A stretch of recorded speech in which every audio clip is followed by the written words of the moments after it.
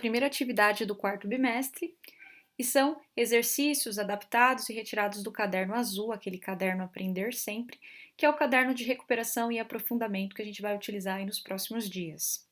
Então, o primeiro tema é o discurso direto e indireto. Como transformar o discurso indireto em direto, que vocês têm muita dificuldade e quando vocês vão construir textos, histórias, é importante que vocês conheçam. Primeiramente, vamos relembrar o que é o discurso direto. O discurso direto é a fala do personagem, como se eu estivesse ouvindo ele falar. Tá? Então, vou dar um exemplo aqui. Helena entrou no escritório e exclamou, : Aí vou lá para outra linha. Nossa, que bagunça! É como se eu estivesse ouvindo ela falar. Então, o discurso direto, ele é acompanhado dos verbos de elocução, que são os verbos de sende. São esses, exclamou, falou, respondeu, indagou, perguntou, tá? Que podem vir antes ou depois das falas. Então, eu poderia colocar assim, nossa, que bagunça! Helena exclamou ao entrar no escritório. Tanto faz, tá? E o discurso direto, o que é bacana dizer sobre ele, é que ele faz o leitor ter a sensação que tem maior proximidade com as personagens, porque é como se eu estivesse ouvindo elas falarem.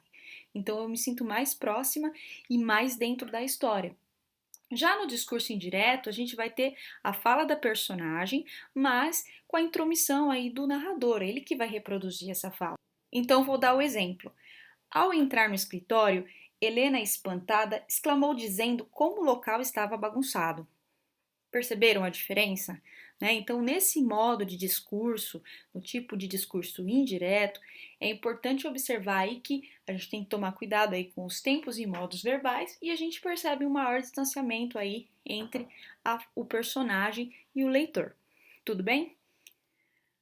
Então vamos lá, nós vamos transformar os discursos indiretos em discursos diretos. Então eu já vou ter o primeiro exemplo aqui, ó. A professora entrou na sala e disse para os alunos que haverá um campeonato de xadrez na próxima segunda-feira. Então a professora está falando que vai ter um campeonato e eu vou escrever como se eu estivesse ouvindo ela falar, tá? Então a gente pode mudar algumas coisas, mas a gente tenta manter o que está aqui. Então a professora entrou na sala e disse. Aí eu posso colocar os dois pontos e ir para a linha de baixo. O travessão. Aí eu vou colocar a fala da professora agora, logo após o travessão. Como ela falou para os alunos, eu vou colocar aqui alunos, vírgula. Alunos, haverá um campeonato de xadrez na próxima segunda-feira.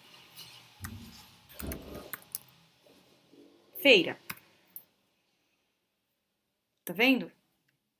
Eu poderia colocar a fala dessa professora entre aspas em vez de usar o travessão? Poderia. Alguns escritores, em alguns livros, nós percebemos a fala do personagem entre aspas. Por exemplo, José Saramago gosta muito de utilizar, em vez de colocar o travessão, as aspas. Eu poderia ter colocado também na mesma linha, tá? Não teria problema nenhum. Aqui a gente tem o costume de ir para a linha seguinte porque fica mais bem organizado o texto, tá?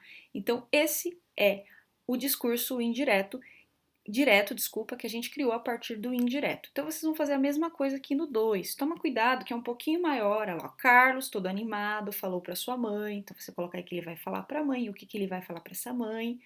Aqui que ele havia ganhado R$ 40. E se poderia fazer uma prestação nas Casas Bahia. E a sua mãe, chamando-o de blogueiro de meia pataca, mandou-o acordar para a vida. Então, aqui você vai ter que fazer a fala do Carlos e a fala da mãe, tá bom? A mãe depois respondendo o que ele perguntou. Tudo bem? Então, não é difícil. Continuando. Aqui, essa sequência aqui, ela tá lá na apostila. Então, também nós temos um trecho aqui.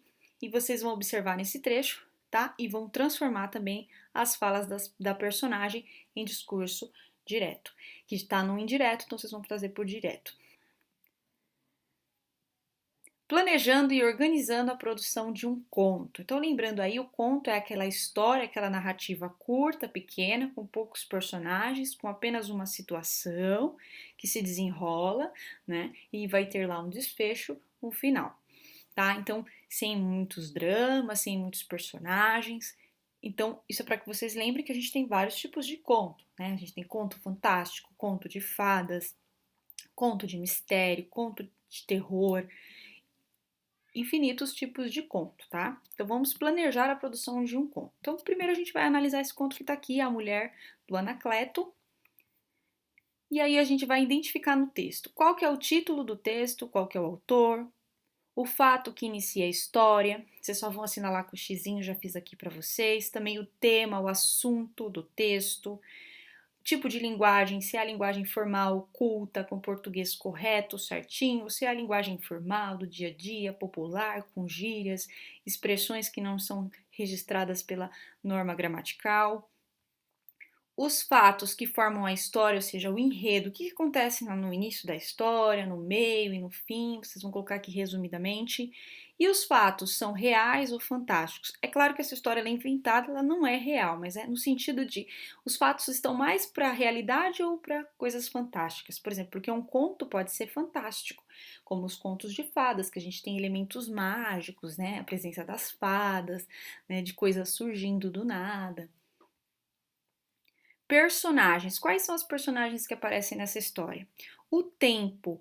Em que tempo que acontece? De repente fala assim que foi no dia 18 de abril de 1980. Se não tiver a data certinha, você pode colocar lá que foi no tempo passado, né? De repente está no tempo presente ou ainda vai acontecer futuro, tá? Então, se não tiver a data certinha, você coloca lá se é passado, presente ou futuro. O espaço é o local em que acontece a história, onde que acontece, se é numa casa, se é num bairro, de repente pode ser numa cidade em São Paulo, tá? Dá para saber exatamente onde acontece a situação. E o narrador, esse narrador está em primeira pessoa, em terceira pessoa, ou nós temos os dois casos? Tem momentos que está em primeira e tem momentos que está em terceira, tá? Lembrando que primeira pessoa é o narrador, ele conta e participa da história, então a gente vai ter bastante a presença do eu. Eu entrei no escritório, eu exclamei. Já em terceira pessoa vai estar o ele entrou no escritório, ele exclamou, tudo bem? E aqui a gente pode ter momentos em que a gente vai ter uma pessoa narrando e aqui outra, então a gente vai ter as duas situações juntas. O final é inesperado? Acontece algo que a gente não estava esperando? Sim ou não? O conto traz uma lição, um ensinamento? Qual? Então eu já estou afirmando, tá? Que eu falei aqui num tom de pergunta, mas eu estou afirmando. O conto traz uma lição, um ensinamento. Qual é essa lição, qual é esse ensinamento aí, principalmente com o personagem principal? Eu vou fazer a leitura rapidinho do texto aqui com vocês para que facilite. Então vamos lá. A Mulher do Anacleto. Esse texto está adaptado, né? Ele foi omitido algumas partes, estão mexido em algumas coisas para que não ficasse tão grande aqui para vocês. Mas o conto ele é curto mesmo. Este caso se passou com um antigo colega meu de repartição. Ele, em começo, era um excelente amanuense, pontual, com magnífica letra e todos os seus atributos do ofício faziam-no muito estimado dos chefes. Casou-se bastante moço, e tudo fazia crer que o seu casamento fosse dos mais felizes. Entretanto, assim não foi. No fim de 2 ou 3 anos de matrimônio, Anacleto começou a desandar furiosamente. Além de se entregar à bebida, deu-se também ao jogo. A mulher, muito naturalmente, começou a questioná-lo. A princípio, ele ouvia as observações da mulher com resignação, mas em breve enfureceu-se com elas e deu em maltratar fisicamente a pobre mulher. Ela estava no seu papel, ele, porém, é que não estava no dele. Motivos secretos e muito íntimos talvez explicassem a sua transformação. A mulher, porém, é que não queria entrar em indagações psicológicas e reclamava. As respostas aos questionamentos acabaram pela separação do casal. Um dia, porém, a mulher não aguentou mais a situação e abandonou o lar precário.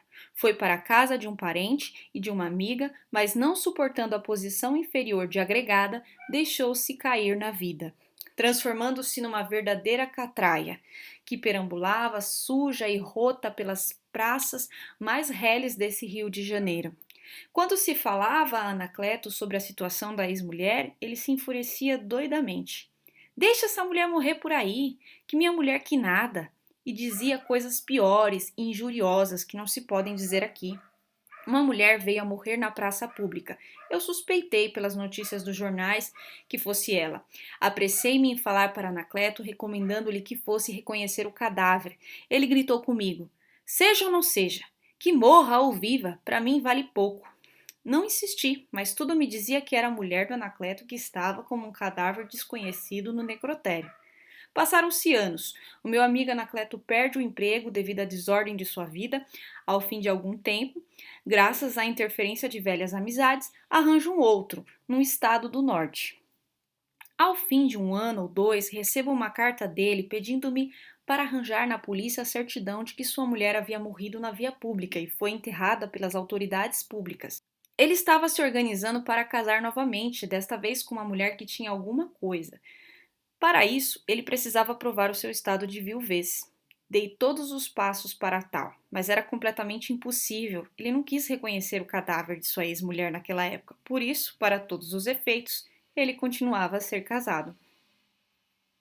Então agora já ficou mais fácil identificar aqui o título, né, e o autor, os fatos da história. Então vocês vão responder todas essas questões que eu já expliquei para vocês. Bem bacana a história, né? E agora nós vamos planejar o nosso conto. Vocês vão pensar em algo que vocês vão escrever, uma história, certo? Então, o que vocês vão falar? Que fato dará origem à história?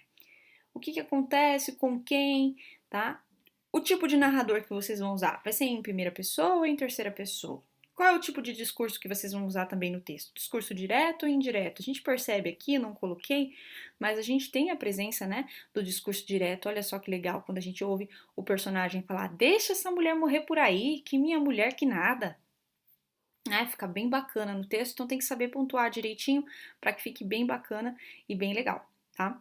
Quando que acontece essa história, você pode falar no tempo, tá? Onde, o local em que aconteceu, quem são as personagens, vai ser um homem, uma mulher, uma criança, um idoso, qual vai ser o tema, se você vai falar sobre, de repente, sobre crianças, né?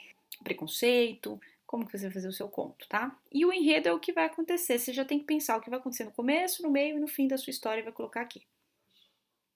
Os fatos serão reais ou serão fantásticos? Você vai querer fazer um conto pautado na realidade, muito próximo da realidade, como se tivesse acontecido de verdade, ou você vai fazer com coisas fantásticas, seres imaginários, que têm magia, que soltam poderes, que fazem aparecer coisas do nada. O final vai ser inesperado? Sim ou não? E aí você vai pensar, você vai preencher aqui para mim tudo isso já pensando no seu conto. Então, supomos que você quer fazer um conto de terror. Então, você vai colocar aí uma menina e o seu cenário é na escola. Você vai usar o discurso direto. Você vai querer fazer um final inesperado. Tá vendo? Você já consegue ir imaginando na sua cabeça. Vai pensando, vai escolhendo, tá? E aqui nós vamos produzir o conto. Deixei 4 aulas reservadas para isso.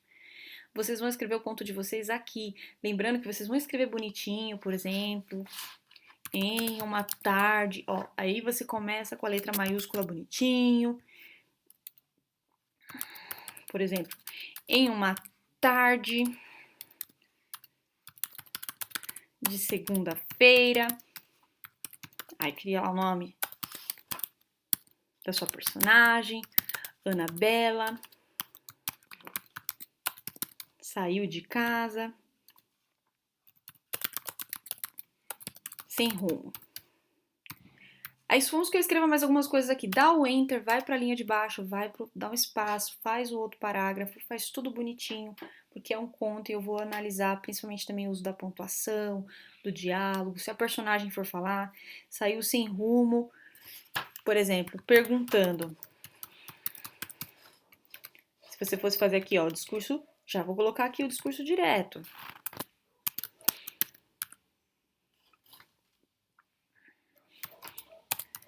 Cadê minha boneca?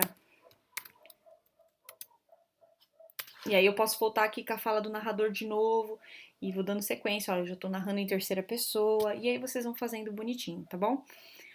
Aqui são as aulas 11 e 12, o objetivo é ler e interpretar textos normativos que passam normas, tá? E aí nós vamos fazer análise desse regimento escolar. Olha lá, o regimento escolar regulamenta as normas e procedimentos necessários para o funcionamento eficiente e eficaz da estrutura organizacional da rede de ensino das escolas. Tá lá, ó. Artigo 39, são direitos dos alunos ter acesso à educação, participar de todas as atividades escolares, estou pulando, tá? E é vedado ao aluno das dependências da escola portar e consumir drogas, portar ou utilizar armas. Então aqui nós temos os direitos e os deveres, o que eles podem e o que eles não podem fazer. E aí aqui vocês vão assinalar apenas as alternativas verdadeiras. Então eu só vou marcar aquela que eu achar que é verdadeira. Se tá falando uma coisa que não tem nada a ver com o texto, eu não vou marcar. Então, por exemplo, o texto 1 apresenta crenças religiosas que devem ser praticadas na escola. Fala alguma coisa aqui de crença religiosa? Não, não vou marcar nada, tá? E aí vocês vão fazendo sozinhos aqui. O texto 1 é um regimento escolar. Trata-se de um documento importante na escola, porque contribui para o seu funcionamento. Localize no texto o objetivo do regimento escolar e copie aqui. Qual é o objetivo? Por que ele é feito? Então, você vai colocar aqui, só copiar aqui. Na introdução do texto, há palavras destacadas. Elas fazem referência a informações contidas no próprio texto. Reconhecendo isso, responda. Então, eu vou olhar lá, ó, as palavras que estão destacadas, documento, ele, elas, o, e vou respondendo aqui as questões, só marcar o xizinho, tá? A palavra documento faz referência a quem? Ao regimento escolar, objetivo, normas ou a educação de qualidade. Então, eu vou lá na palavra documento, vou ler o que está escrito antes para saber se documento está se referindo a regimento escolar, objetivo, normas ou educação de qualidade. E o mesmo você vai fazer com as outras palavras, tá? Que estão destacadas lá, que é o ele, o elas e o ou. Toma cuidado que tá bem fácil e simples de fazer. Então, essa é a nossa atividade. Espero que as minhas explicações tenham sido suficientes. Boa atividade!